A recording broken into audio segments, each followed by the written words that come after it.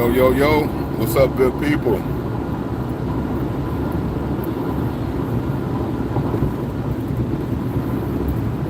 Yo, yo, yo, what's up, good people? Traveling on this road, headed to see my son graduate.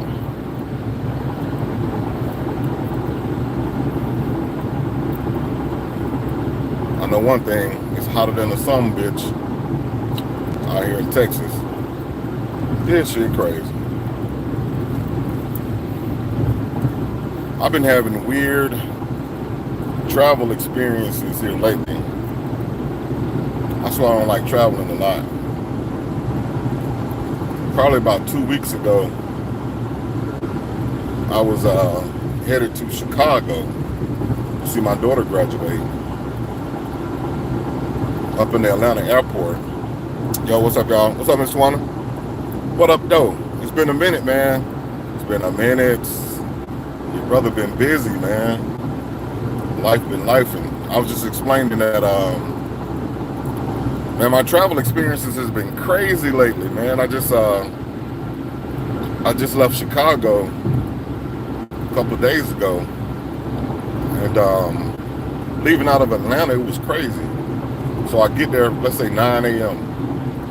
I didn't fly out until about damn near 1 a.m. I had to sit in there for like damn near fucking 12, 13 hours, man. It was crazy. But I finally made it at the last minute to see my daughter graduate. Yeah, I know, right? It's been lifing. What's up, Mama Cynthia? How you doing? What's up, Zariah? Hope everybody been doing good, man. Just really been chilling. Just enjoying life a little bit, you know what I'm saying? But yeah, back to the experience. So okay, I come out to Texas last night, and I'm in Texas right now to see my son graduate today in a couple hours actually, and I'm running late. So what happened was I messed around and booked my flight, you know, way ahead of time. Booked my hotel way ahead of time, and it's so crazy because I never book a car because I'm like, hey, they're gonna have cars. Hey, what's up, QSC? I'm like, hey, they're gonna have cars. It shouldn't be no problem.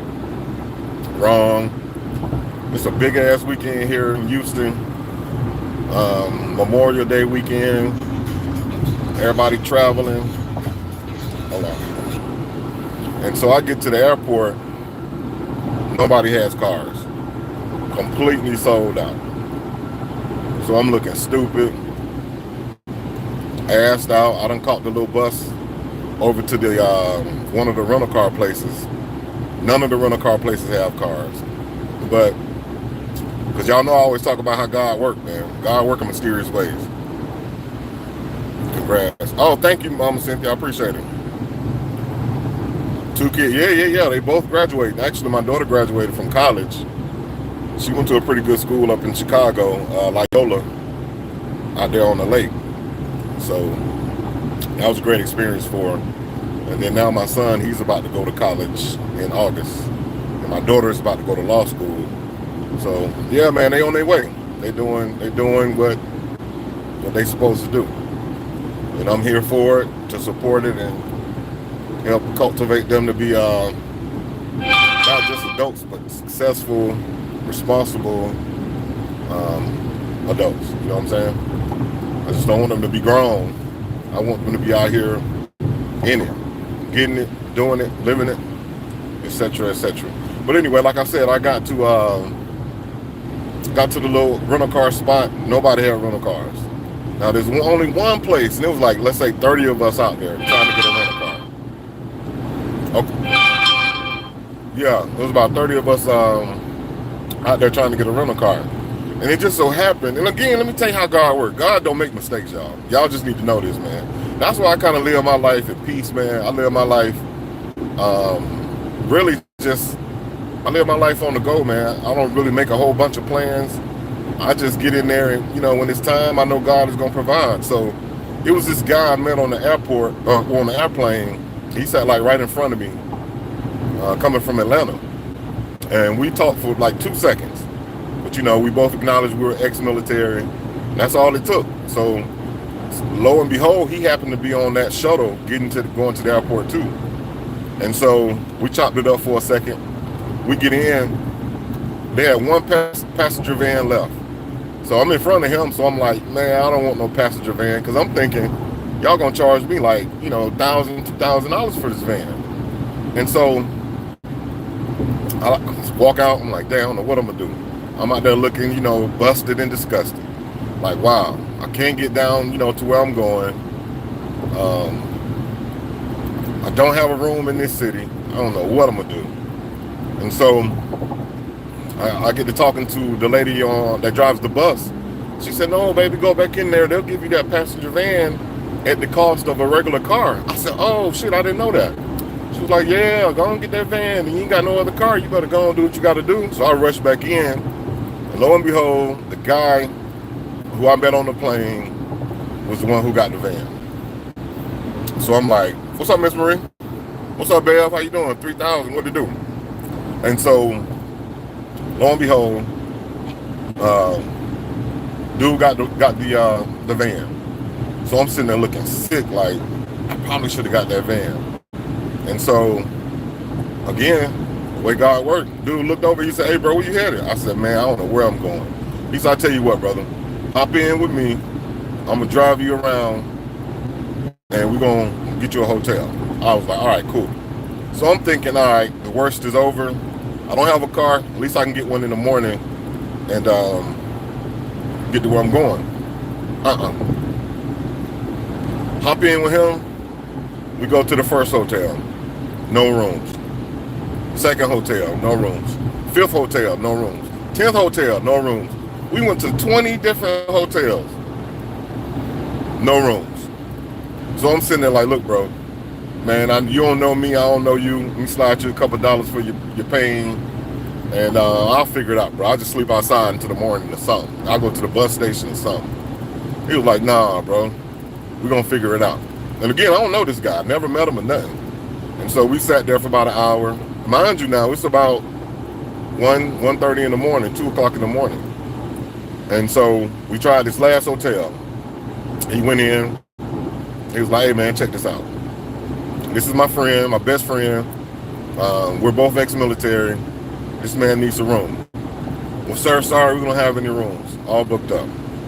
He was like, all right, man. So I'm an elite member of the Hilton. I spent a lot of money with you guys. You need to find him a room now. So the lady went to the back, came back. Sir, it's just your luck. We have one room left. I was like, oh my God. So the entire Houston area was booked up all yesterday. No cars, no rooms, and I was looking crazy. But lo and behold, I got up this morning, caught me a little Uber over, got me a car. Now I'm headed to my destination. And it's hot as hell out here. Miss Deb, if you're on here, leave a comment under this video if you're watching. I want to stop by and check you out before I leave. I'm out here near Sugarland. I don't know if you're out here near Sugarland too.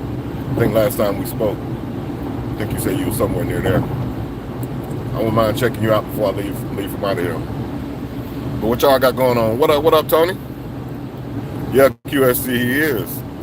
Look at God. That's right, Mr. Warner. Look at G-O-D. That man don't play. That's why I don't live my life in turmoil, man. I live it peacefully. Because I know he gonna make a way. You know what I'm saying? When you're doing the right thing, and I ain't gonna here to preach to y'all on Sunday. But hey, when you're doing what you're supposed to do, you're gonna make a way. It's in the scripture. It is what it is. But what y'all got going on today? Hope y'all having a great weekend. Yeah, for sure. I hope y'all are, man. I hope y'all barbecue tomorrow, man. Who barbecuing? Who is queuing tomorrow? I don't know what I'm gonna eat. I stopped eating meat again it's probably been 4 months. But I wouldn't mind having me some damn ribs though. Ooh. Mess my stomach up. But what y'all doing for it though? Anybody barbecuing? Anybody traveling? What y'all got going on?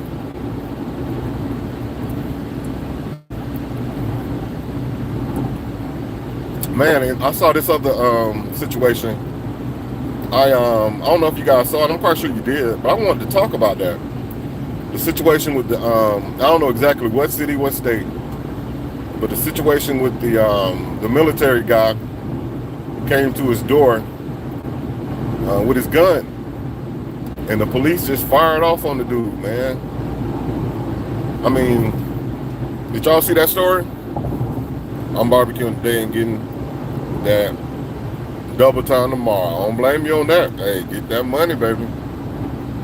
I'm in the barber shop right now. Okay, that's what's up, Tony. So you gonna clean the taco meat? I heard Kels passed away, man. I didn't believe that. So is that true? Oh, that's not true? She didn't pass?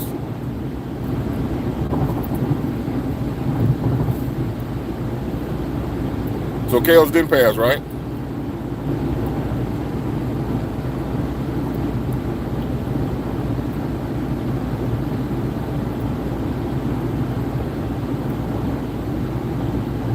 Oh, damn. Wow.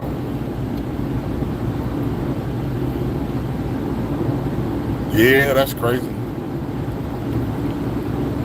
Damn. I said my condolences to her family, man. God, leave, boy.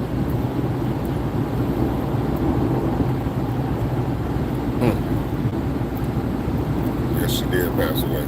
Golly, boy, that's crazy, man. Man, life is, oh man, life is amazing. It touches all areas,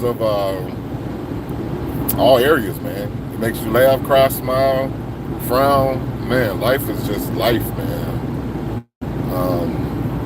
I hate to hear that about her though, man. She's a pretty good lady, man. And I know besides this YouTube thing, everybody come here and do what they do. But there's some really good people on YouTube. Some really good people out there. A lot of people just happen to get rubbed the wrong way on YouTube and they go on a fucking suicide mission. You know, not really a suicide mission, but you know, they go for the throat, you know, and they don't stop. And that's what I've noticed about YouTube, you know. When somebody crosses the line, people go all out. But then when you look at it in retrospect, you realize that a lot of time can get lost doing nothing, really. Arguing and beefing and going back and forth really don't even matter. You know what I'm saying? There's a lot of hypocrites. There's a lot of scandalous motherfuckers too, so it is what it is. But I kind of stepped back from YouTube myself because my best friend, he died probably about 7-8 months ago, and that hit hard. That hit hard right there. This is my best buddy, man. I met him in college. We was on a freshman tour together, man. We came on a football recruiting trip from Tuskegee University. Met that dude. He was from Atlanta. I said, man, this dude cool as hell. We've been rocking out ever since. We met back in '98. He recently passed. I think it was late last year, earlier this year. He passed from blood clots. He had like 8 blood clots. And they had to put him on a ventilator. It's crazy because he didn't have COVID, but they put him on a ventilator. And it's so sad. Because when he called me, and it happened so fast, man, he called me. I didn't know he was in the hospital. He had been in the hospital for like a week already. And so he and he got his girlfriend to call me. Let's say he went in on a Sunday. His girlfriend called me like on a Saturday. She was like, hey, Fred is in the hospital. So I'm like, no, where he at? And she was like, he's right here, but he really can't talk. And so I was like, well, put me on speaker. I'm like, yo, bro, what's up? You know, we talked for a hot second. He couldn't talk. I really couldn't understand what he was saying. But me and him have, and again, this man knows everything about me, man. He knows my whole life, and vice versa. I knew his whole life. And we've talked about so many different things when it comes to politics, family, the jab, ventilators, and we talked a lot about the ventilator, a lot about it. And he and I both said, hey man, we're not getting on that ventilator. And so let me dial back and go back. And so that day when I spoke to him, I heard him in the background say, bro,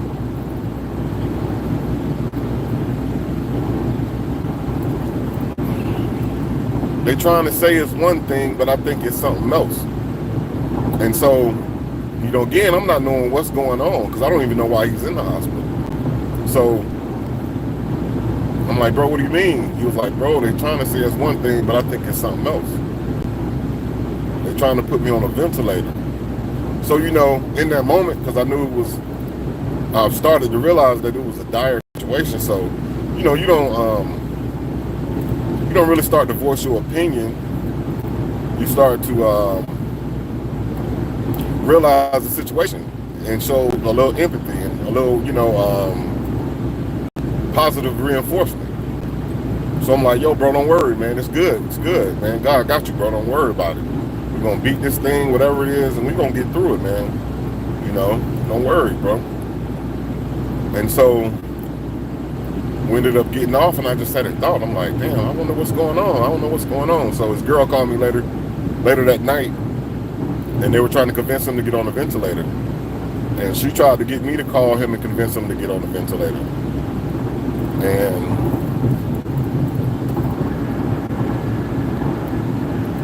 I didn't know what to do. I thought about it, I prayed about it, because I knew how he felt. And then, you know, I got on the phone with him, and he told me, he said, bro, I don't want to get on the ventilator. He said, I'm not getting on the ventilator. And people have been begging him for the whole week to get on the ventilator. No, bro, I'm not getting on the ventilator. And so I said, man, you know, it's really your choice. You know, whatever you want to do, I'm going to support it. And so his mother suggested he not get on the ventilator. But his girlfriend was over his medical situation. And that was like his fiance. You know, they weren't married, but you could say they were married, common law. So she was all over his paperwork. So she was heavily suggesting, no, he needs to be on the ventilator. Y'all need to talk him and get into the ventilator. And I was like, no, I can't do that. I can't force that man to do something that he don't want to do. But mind you guys now, and another reason why I didn't and wasn't interested in trying to force him, because he was talking to me normally, like y'all hear me talking. Yeah, he had a little, you know, congestion in his chest or whatever.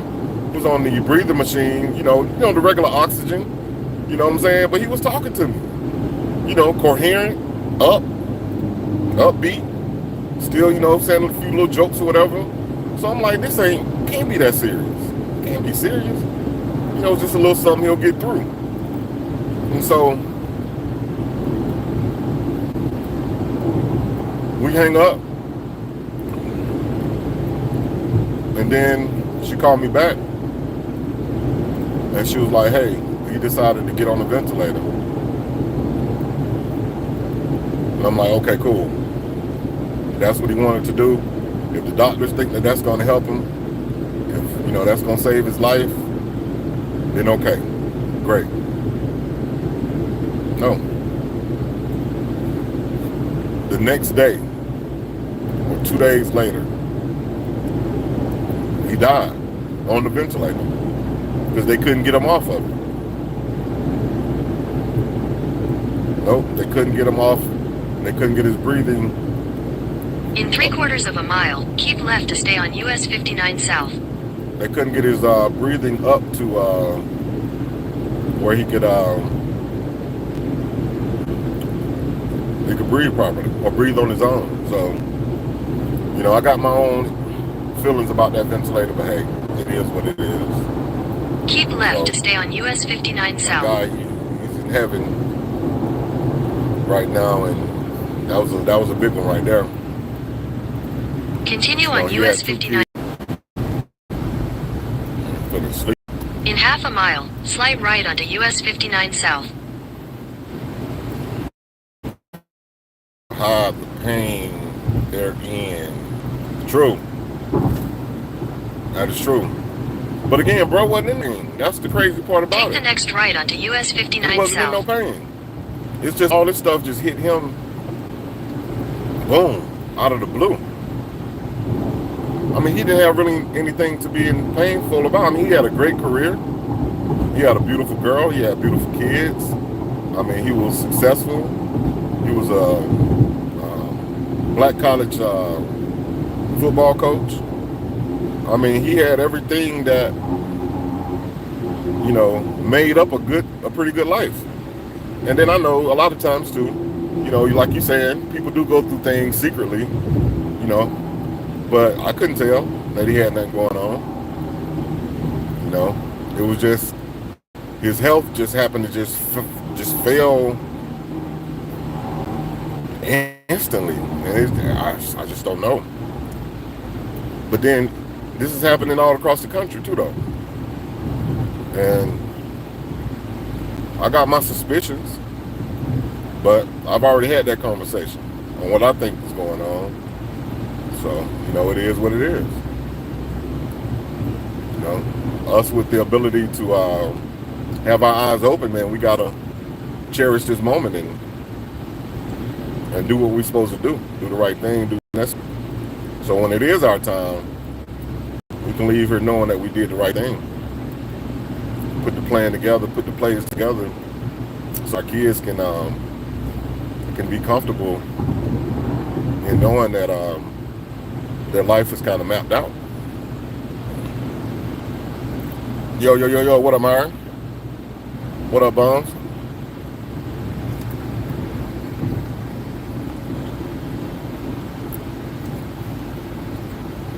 And let's see, we just had a big one time. Okay, for G Baby.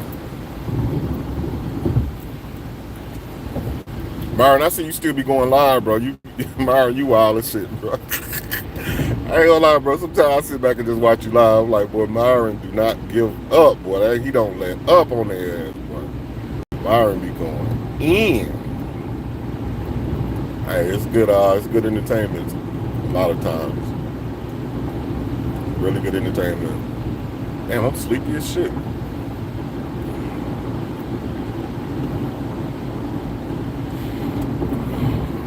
But yeah, I just wanted to come in and touch bases with y'all, though. I haven't been live in a minute. So I said, hey, why not on this little 2-hour road trip? Let me go live and say what it do, pimp.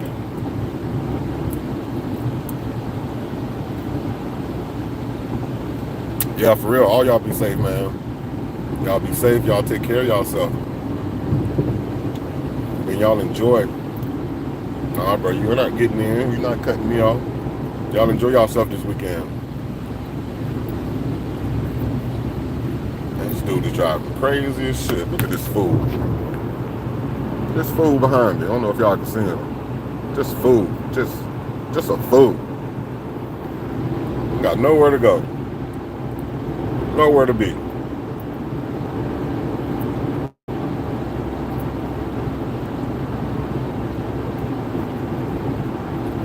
And for all my Texans, man, I don't know how the hell y'all live in Texas, man. Man, it's absolutely too freaking hot in the state of Texas.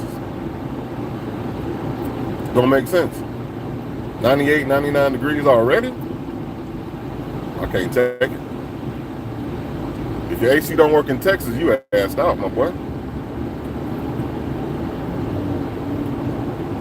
I know all HVAC people make a killing in Texas. If I lived in Texas, that's what I would be. I would be HVAC, hands down. because during the summer you're gonna make all your money for the whole year, well over 100K, fixing HVAC equipment inside the ship.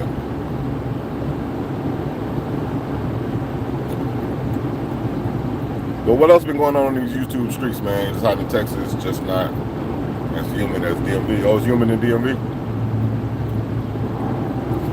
Yeah, I can. I pretty much can, QST. This is a big ass. I think this is a Ford Explorer, though. It's like one of the new Explorers. I was going to get a Tesla, but I was like, nah, I don't want to have to find a charging port and do all that. That's too much. Wait 30 minutes to get charged and all that good stuff. But anyway, like I was saying, y'all didn't hear about the guy who got shot. He got shot by the police officer. Dude just came to the door and blasted the kid, man. Dude, I think the young man was ex-military, and somebody had been playing at his door, and he was giving them warnings earlier, like, hey, get away from my door. I'm gonna come out and do what I do. And I guess the neighbors, one of the neighbors called and said that there was some loud noise and some arguing and stuff, so the police showed up.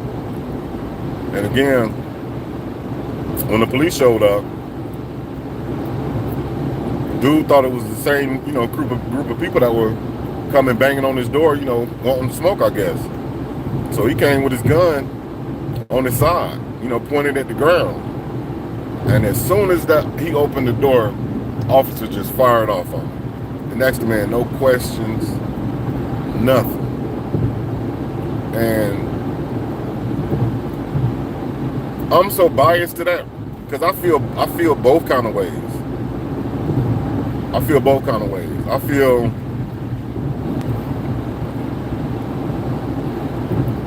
from an officer standpoint, I know their safety is important. I know people with guns make them nervous, even if they're in a state where guns is legal, even if you have a concealed or a carry permit. With police, when it comes to guns, because they scared. They think they're gonna die out here, and I understand that. But it has to be something done to the point where if you're a legal citizen or if you can legally carry a weapon, then just the sight of a weapon should not panic an officer to the point where he asks no question. He didn't ask that man no question. As soon as the door came open, he saw the gun, shot the boy like 6 times, if I'm mistaken. Maybe less, maybe more. But on one end, I'm down. If I was an officer, that split, that's what the training comes down to. I hope I would have, been able to at least survey the situation within the first 2 or 3 seconds to where I could, feel comfortable. I didn't have to pull my gun. That's one end. But then the other end is like, that shit is tragic. And I don't know, man. I don't know. Because he was a white officer, so I'm not going to say that it was racial, because a lot of officers, black and white, they be on that. And I know they want to make it home, but the system is flawed, man. The system is totally flawed. And the government needs to figure out a way to revamp the process. I mean, because once you take somebody's life, you can't get them back. Yeah, it was a split-second decision. Yeah, they both were in fear of their life. The situation was very sticky, especially in today's world. Yeah, I do understand that, Mr. Arnold. Yeah, I do understand that. Did they identify themselves? Maybe if he knew, put the gun down. Well, it was so quick. It's like as soon as the young man opened the door, he had the gun to his side. Again, he didn't have it pointed. He had it pointed right at the ground. He had it on his, close to his hip. The gun wasn't pointed at the officer at all. So there was a threat to the officer that he felt, He felt threatened, but it wasn't out of 10, it probably was 7, because the gun wasn't pointed up. You know what I'm saying? I mean, maybe if the officer would have pulled his gun and pointed it at him first, hey, drop the gun. You know, then he could have got some clarity. You know, hey, what are you doing? Drop the gun. Boom. Kid probably would have shook out of it like, oh shit, this is the police, and dropped the gun. You know what I'm saying? But that didn't happen. As soon as he opened the door, he just fired off on him. And it's like,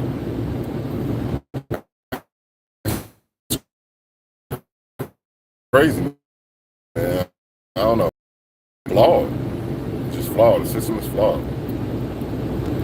Damn, I feel tired. I'm sleepy as shit.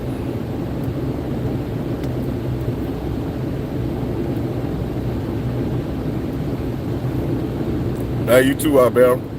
Thank you for coming.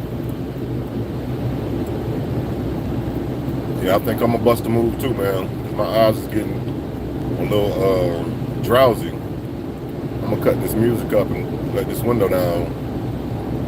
Get some of this fresh air to wake me up. But hey, if y'all know Deb, or somebody go to her page or something and tell her to hit me up under this page and tell her I want to come by and slide on her before I leave out of Texas. Because I know we talked before, and I told her next time I was in Texas I was going to slide on her. So somebody please do that for me. But anyway, man, I appreciate you guys for coming, spending a little time with me. Y'all enjoy y'all weekend.